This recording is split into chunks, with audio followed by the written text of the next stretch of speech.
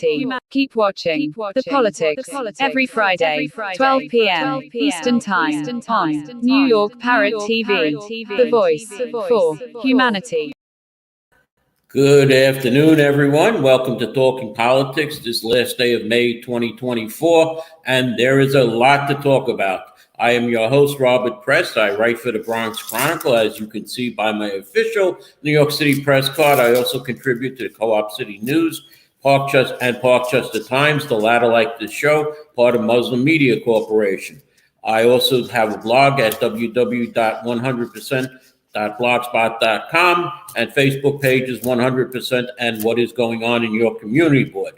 The views expressed on this show are those of the host, any guest, or any commentator whose comments you may see scroll across the bottom of your screen, and not necessarily those of Muslim Media Corporation.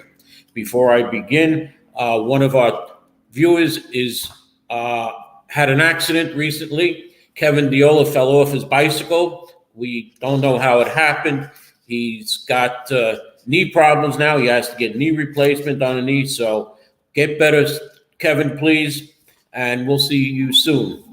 I'm not going to say the rest of it. Let's go on to the weather.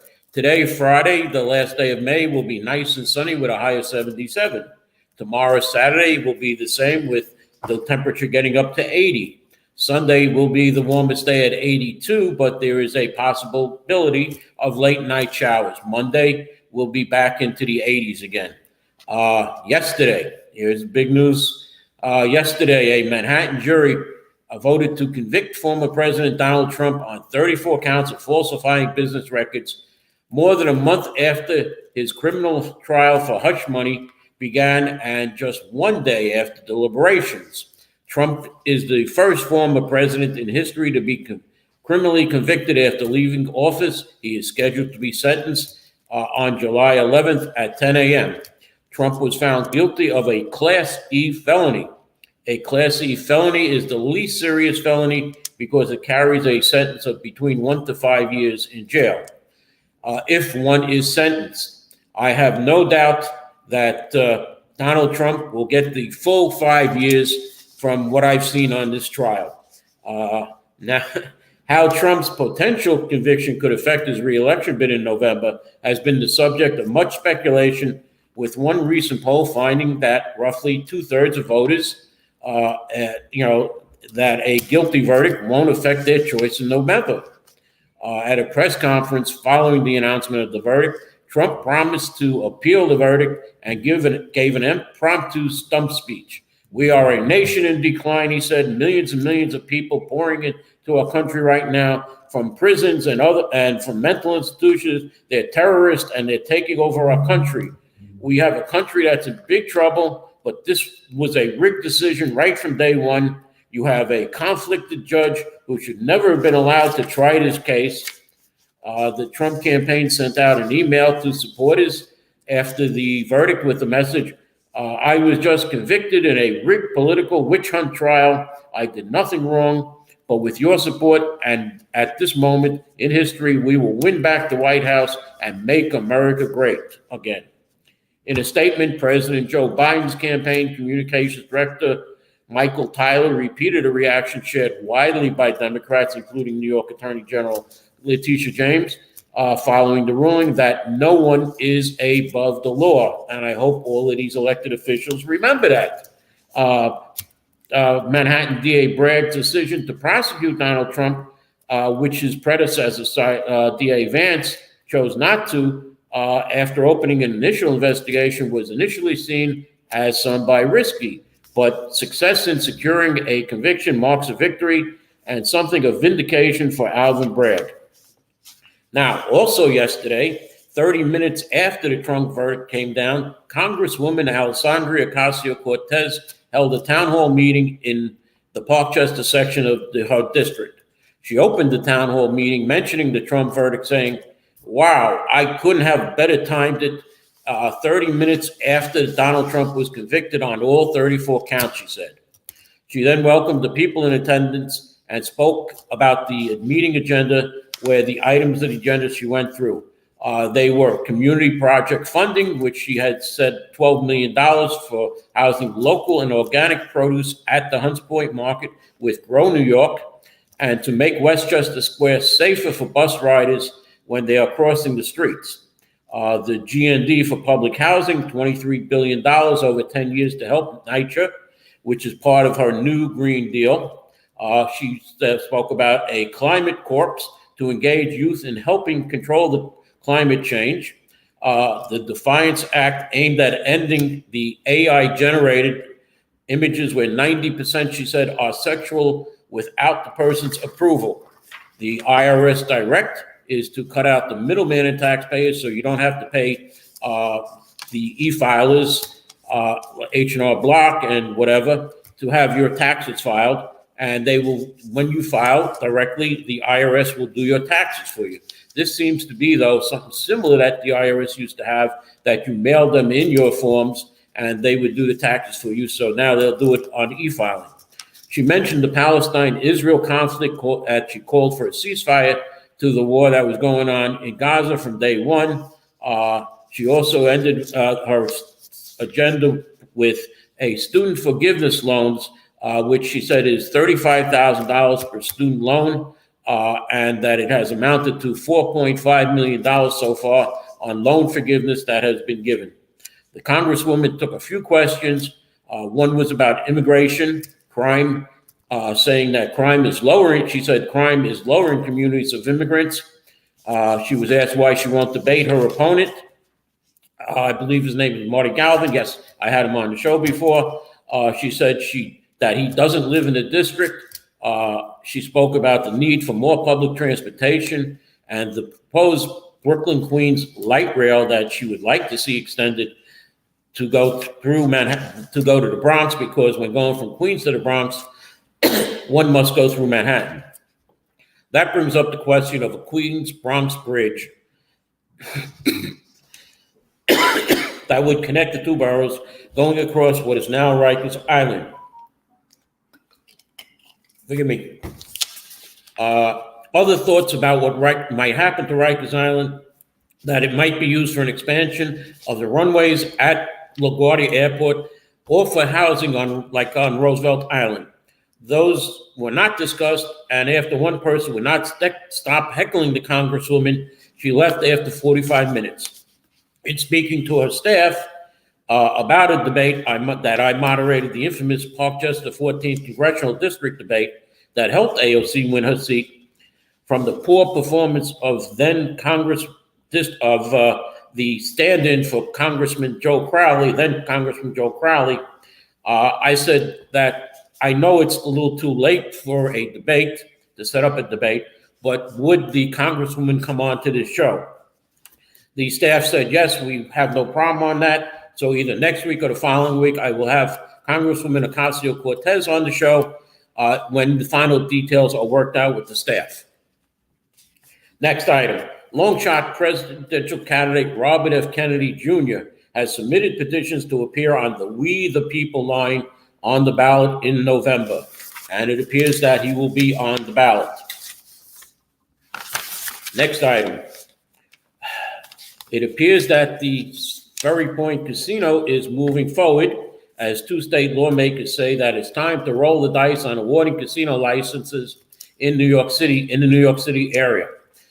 They are backing bills that would speed up the current much criticized timetable. It's Senator Joseph Addabbo of Queens, its district covers the Queens casino that Mets owner Steve Cohen wants, and Assemblyman Gary Petro of Mount Vernon are pushing a proposed law in the waning days of state legislature session that would require bids to be submitted by July 31st this year, and the Gaming Commission to approve the 3 casino licenses by March 31st of next year.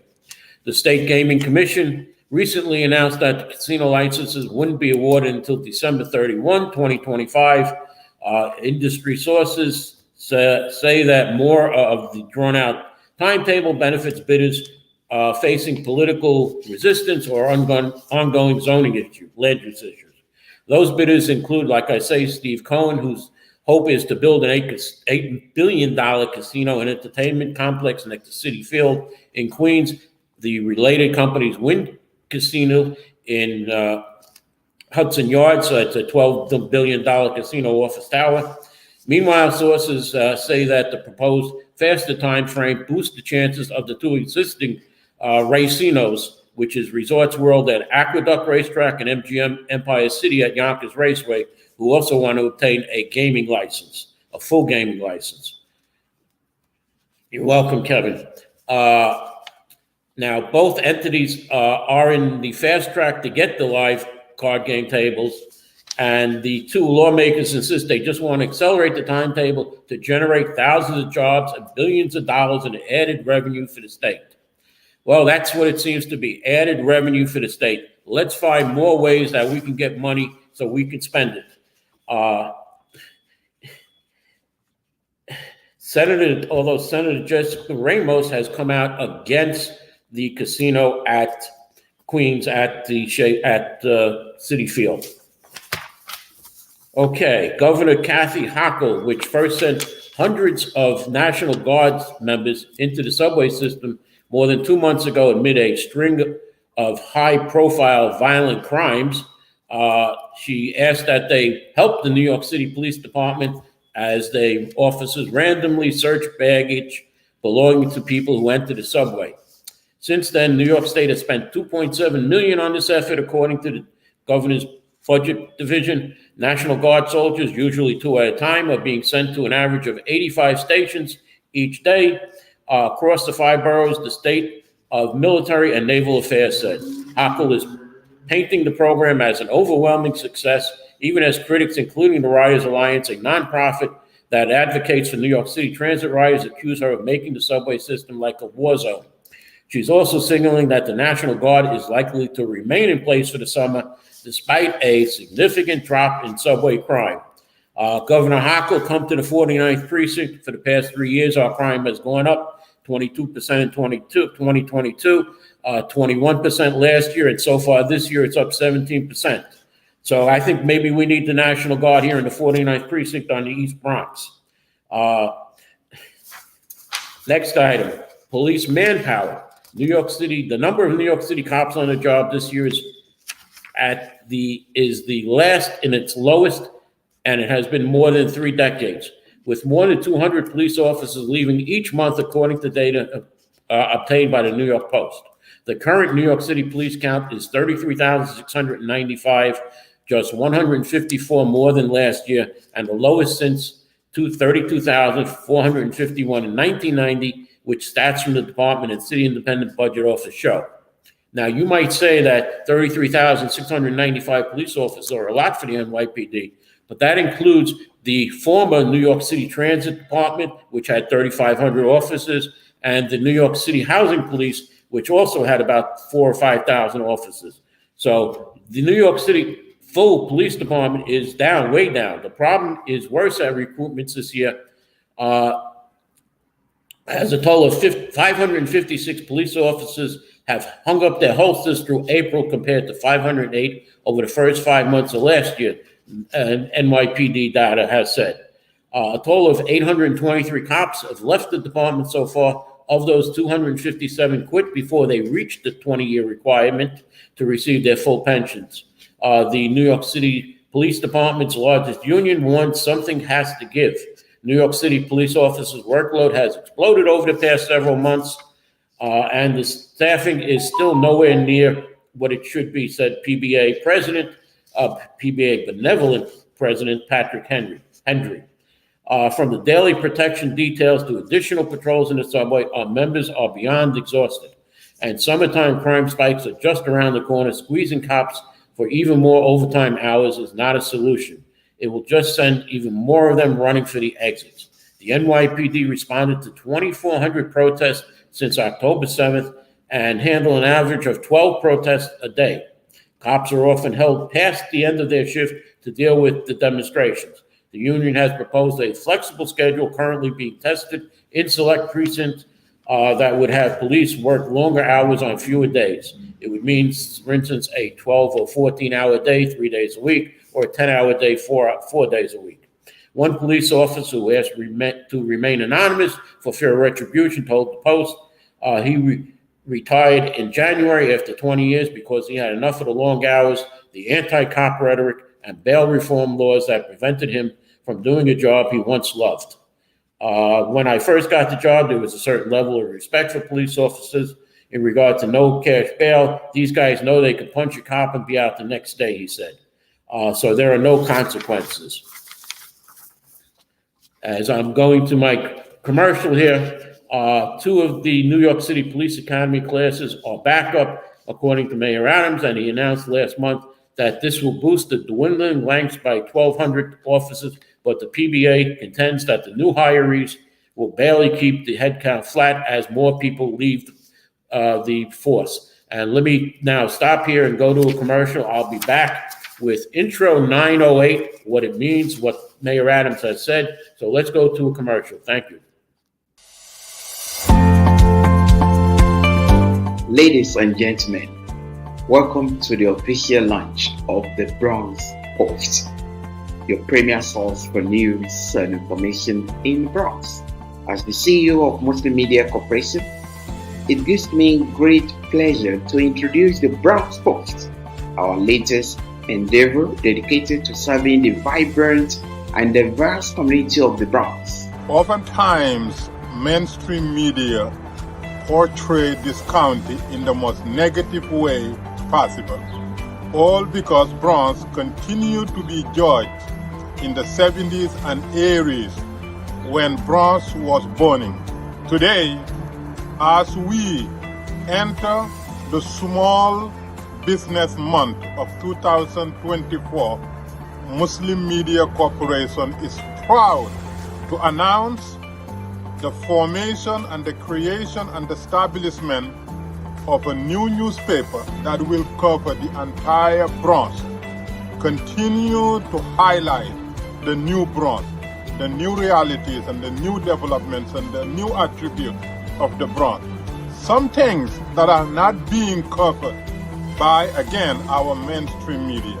Bronx Post, the first county-wide newspaper to be published by Muslim Media Corporation that has already been publishing Parkchester Times. We aim to be your trusted source for information. We believe in the power of journalism to inform, inspire, and unite communities. With the Bronx Post, we seek to amplify the voice of Bronxites, celebrate the richness of our culture, and shed light on the issues that impact our lives. Changing Bronx deserves a changing narrative. And the Bronx Post, which will be launched in May in commemoration of Small Business Month, will highlight that which Bronxites have been yearning for mainstream media to highlight.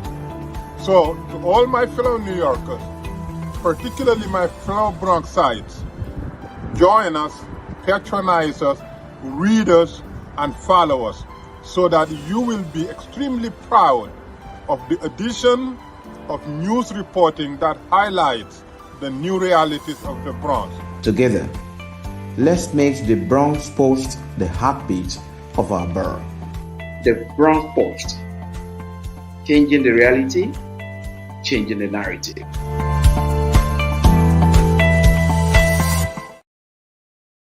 And I will be a part of the Bronx Post. We had our launch last week, and look for the Bronx Post coming out very soon. Now, intro 908, which would require Mayor Adams to submit his 21 commissioners for a vote to the city council, much like the state legislature votes on appointments by Governor Cuomo, by Governor Kathy Hochul. He submitted testimony to the city council.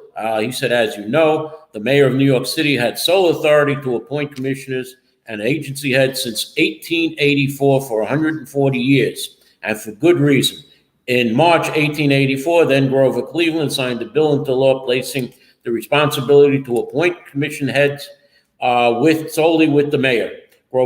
Governor Cleveland, who became president, issued a statement emphasizing the principles of good government required this change because New Yorkers are best served by vesting the power of appointment and only the mayor, who is elected by all of the people in the municipality, not by dividing or sharing that power with legislators who are responsible only to their constituents in their respective districts. Now, Mayor Adams went on to say that for instance, with the COVID crisis, if we had to go through this process with the city council approving a health commissioner, it would take too long. It would take several weeks or months for a new commissioner to take their place, and the impacts of the vacuum of leadership would have for the staff or the agencies, New Yorkers at large.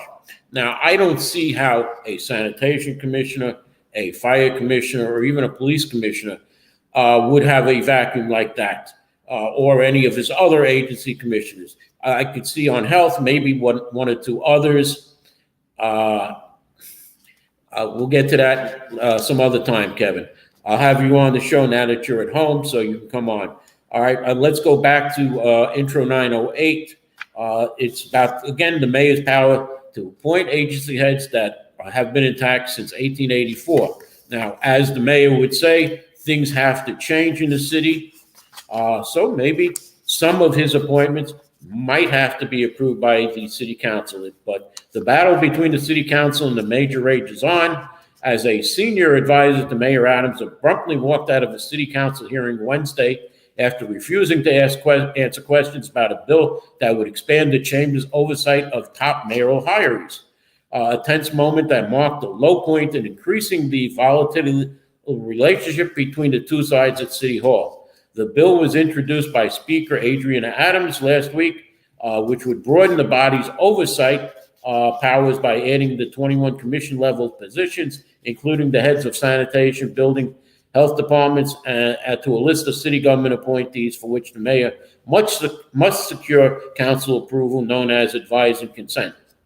On the onset of the hearings, the Speaker and several other fellow Democrats who have feuded intensely with the mayor in recent months over his budget cuts lamented that no one from his administration has showed up to testify about the bill. But at the very end of this session, Tiffany Raspberry, the mayor's director of intergovernmental affairs, entered the council chambers and sat down at the dais to testify. Reading from prepared remarks, Raspberry told members no one from the administration initially appeared because the council had not formally invited anyone.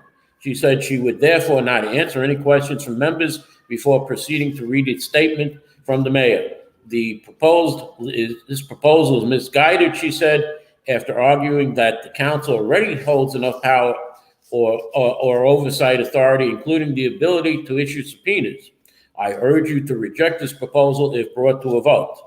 However, Brooklyn Councilman Lincoln Ressler rejected Raspberry's claim that no one was invited, saying he personally spoke with one of her deputies this past Thursday and the previous Thursday and asked that someone from the administration come to testify.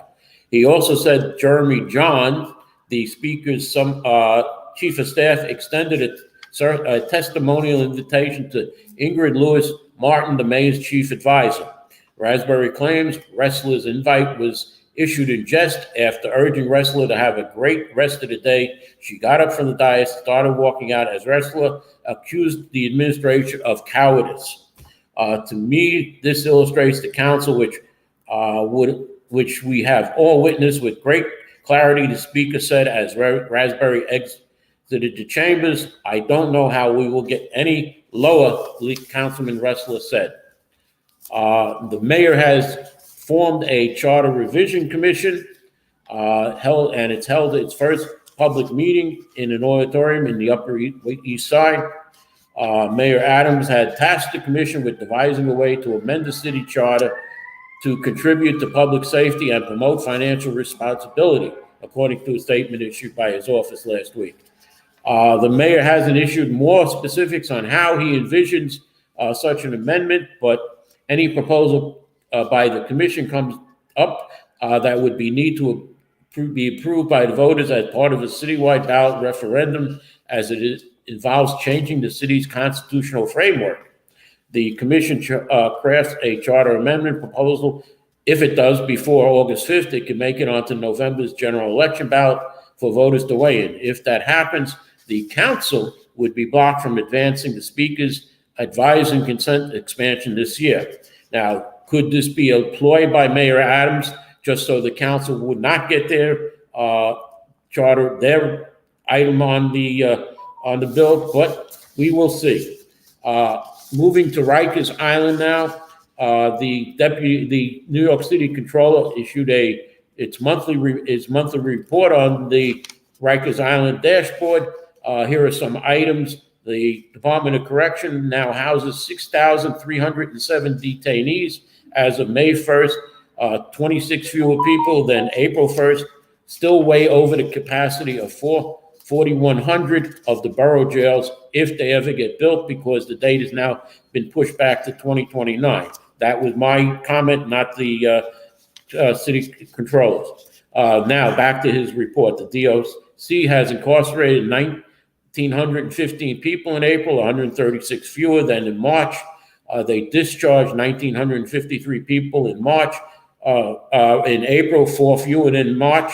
The average length of a person detained in custody was 105 days in April, a 9-day increase from March. In April, 6% of the staff was out sick and 5% of the staff was on medically restricted leave, no change from the prior month.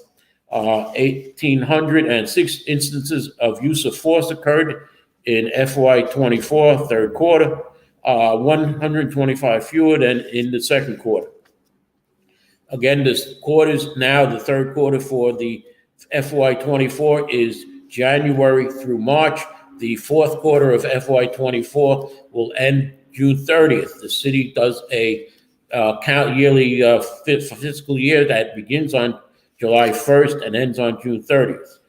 Use of force rate, 100 average daily population was 29 in third quarter, down two from the second quarter. Other violence indicators in April, 510 fights broke out, 23 fewer than in March. 55 assaults on staff occurred. There were 23 slashings and stabbings, 4 fewer than in March. Nobody reportedly died in custody in April. At least 3 people have died so far in 2024.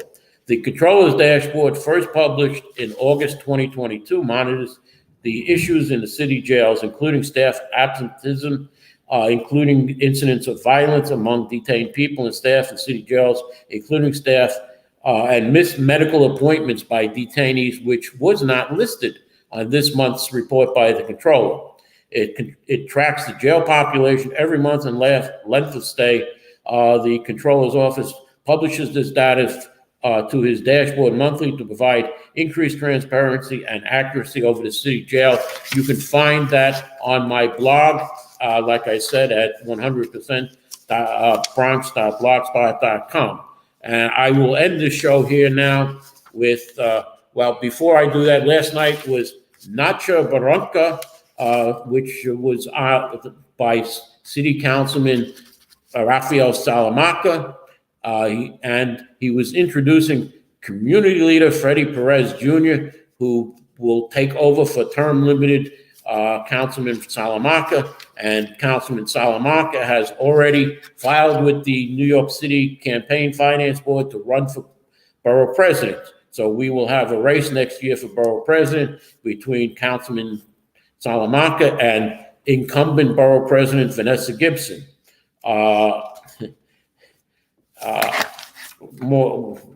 We'll get into more on the borough president's race as it happens. Now, as far as Community Board 11, this was in the Bronx Times that Borough President Gibson booted 6 members from Bronx Community Board 11 following chair and vice chair removal procedures. Bronx Borough President Vanessa Gibson removed 6 members from the board last week in a heated conclusion to the dysfunction tarnishing the body for months. At the November 2023 full board meeting, Borough President Gibson criticized the behavior seen at the board and called on members to focus on the business of improving their community. She spoke for about 30 minutes about the dysfunction at the board. And after Borough President Gibson left, though, a motion to create a committee to explore the removal of then CB11 Chair Bernadette Ferreira and then Vice Chair Al D'Angelo was approved by a majority of the board. This is me adding a little bit into this article. so it's not completely from the Bronx Times. An investigation committee was set up. It had 3 meetings. The committee concluded that there was not enough evidence to remove the chair or vice chair. And at the full board meeting on April 25th, a motion of no action was submitted by the committee and rejected by a majority vote of the current Community Board 11. And separate motions were made to remove the chair and vice chair from their offices, and they passed. At that meeting, board member Phyllis Nastasio resigned, and former chair Ferrara would resign a few days later in a blistering letter to the editor of the Bronx Times. The Bronx Times said that the borough president's office has not responded to questions about the decisions to axe the 5 members from the board before the story was published, but in a statement after the April 25th meeting, when Ferrara and D'Angelo lost their leadership titles, she said, some members moved forward with the removal process solely to embarrass the pair.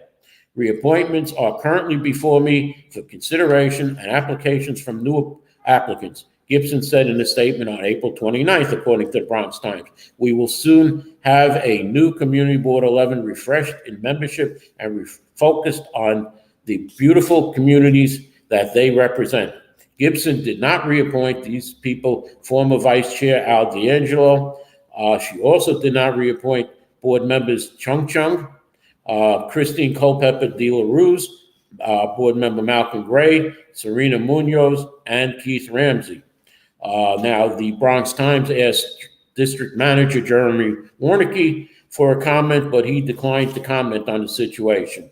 Some people have said that now Borough President Gibson has cut off the head of the snake that was trying to control the board.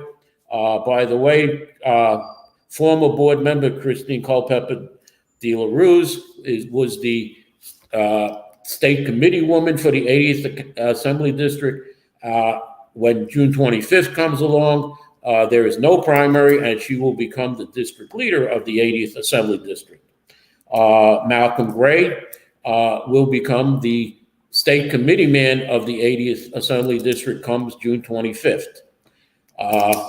Was it possible the reason that they were axed from the board because they are now associated with Assembly member John Sicaro Jr., who was the chief of staff to Councilman Raphael Salamanca, that is going to challenge Vanessa Gibson, Borough President Gibson?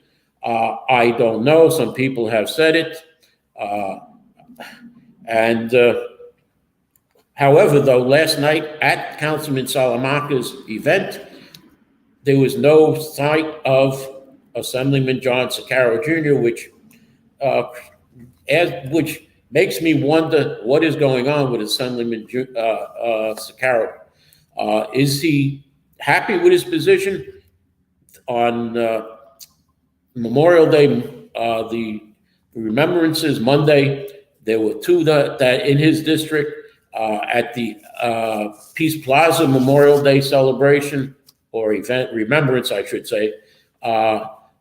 He was there, but he did not go to the second event in his district at Van Nest.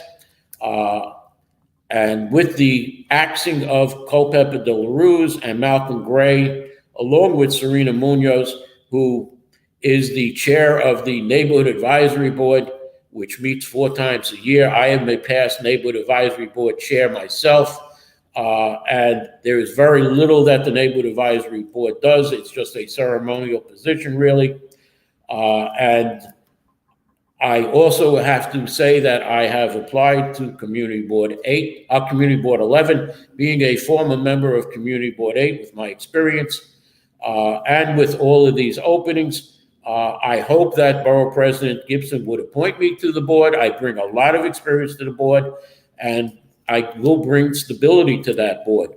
I am going to end the show here right now. I don't want to pander to Borough President Gibson. It's up to her choice whether she appoints me or not. And let me say thank you for watching. Again, Kevin Diola, get better soon.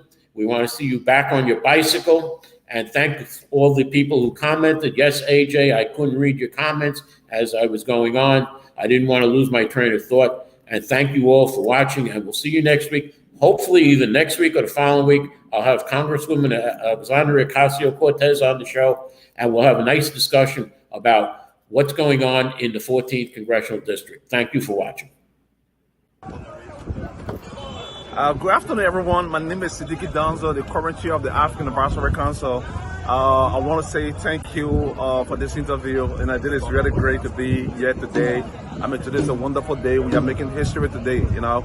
I want to proudly say to everybody that under my leadership, today we are raising the African Union flag today in the Bronx. So today is an exciting moment, and we are more excited. You know, we want to send our gratitude to the Bronx Borough President for her recognition of us being in the community, you know, which means a lot. And so being a chair of the African Advisory Council, AAC functionality is to serve as a conduit between the BP office and the community at large. So we serve as a mother organization in the BP office. If there's anything going on with anybody or anything going on in the Bronx or in the city, we're able to reach out to the BP to see how best we can work that together. But she being the person she is, she's able to listen to us when we told her that we need to raise the African Union flag because Bronx has the higher concentrations of African in the entire country. So being in that position, and she accepted our request, and today we are raising the African Union flag, so that is part of our project. So it's an exciting moment for me. You know, I'm in the positions where I'm so excited that this is happening the first time ever in the history of the Bronx under my leadership. I'm so glad, I'm so happy, and I hope we do this every year. Always Africa. So this flag here represents the independence of 54 African nations. Right. How important is it for the Africans in the diaspora to unite under this flag? It's very important. When you realize that, I think one of the common goals and the common reality that we all have been saying is unity of Africa and having all the Africa together as a team, as one thing. Meaning, on the other hand, having Africa as a continent that actually we all I'm saying continent, I'm saying United States of Africa. You know, the continent being like a United States, and everybody, there should be no visa, nothing, like we should have border free for everywhere. So I'm excited to see and send a message out to everybody. No matter where you are, there's a historical moment. Come and be part of this, and let's be united under this flag, has a unity, has a presence of getting somewhere better than we have ever been before. Look, today, you know, Sheikh Musa, I must say this to you. We are raising the African Union flag today in the Bronx. It has never happened in the history of this place. So it's an exciting moment. So this will serve as a role of unity for us to unite more and come together more as one team and make Africa proud and make our continent very proud. This year, the African Union theme for celebrating Africa Day was education. Tell us about the importance of education among the Africans in the diaspora. You just graduated from university. I'm excited. Education is very important. But one thing I will tell you that we all got to understand and listen to that. Nigerian are the higher educated people of all immigrants in the United States. So my competition is always, if Nigeria can do it, why not everyone do it? You understand? The race competition, education is very important. You know, when you come, especially for immigrants that just moved to this country, just a scenario, when you come from Africa and go to school in this country, for the rest of your life, you will not suffer for job as compared to other people. They see you in different ways. You have market yourself. If you think that student loan is so expensive for you to take student loan to go to school, try not taking student loan and stay home. You will live in poverty for the rest of your life. So I encourage every young people, if you decide to go to school, keep going to school, take that into consideration. Education is the key to success. But behind the key to success, there's a message. When you're educated, take that and bring it back to the community. Don't take the degree and hang it in your house and leave it there. So, African Advisory Council achieved this historic moment. Tell us what you want the Africans in the Bronx to unite and join the African Advisory Council. Tell us how important it is. I mean, I think there is a continual conversation we have always had. You know, our unity serves as a cardinal point in the midst of everybody. There is a team. Africa is the only place that we have. Nobody can deport us from the continent of Africa. So with that being said, while we live in the diaspora, why not us make an example of how we want the continent to be? That come together as a team. let's start talking about one another. If there's something that you have against somebody, face them, talk to them, you'll fix it. This is the only way we can unite. And not every country in Africa should come up with an organization. The AAC is here. That means AAC has the mother organization, has a place where we can come and relate to things. If there's anything that we want to do something, we will separate a different account on the AAC so that can handle that aspect. Let's have one organization that unite, that serve that organization. We shouldn't allow nobody to separate us. We are all the same. Nobody should come and tell somebody something that you believe is a reality of that person. When anybody tells you something, engage the person and not have one organization, like you not be in one organization and become the best version of ourselves. Last but not least, what do you do as a profession? So, as a professional person, I got a background in fine arts. I just graduated with a master's degree in fine arts. And right now, I run my own small business. My business is called Mutiu LLC, and I hold one of the contract in the city of New York. And I give job out to people too, people that want to work. And just been doing things as much as I want to do. And I won't give more details of what I'm doing, but yeah, I'm doing well. I say I'm grateful to God. Thank you. Congratulations. Happy Africa Day. I appreciate it. Same to you. Thank you. No problem.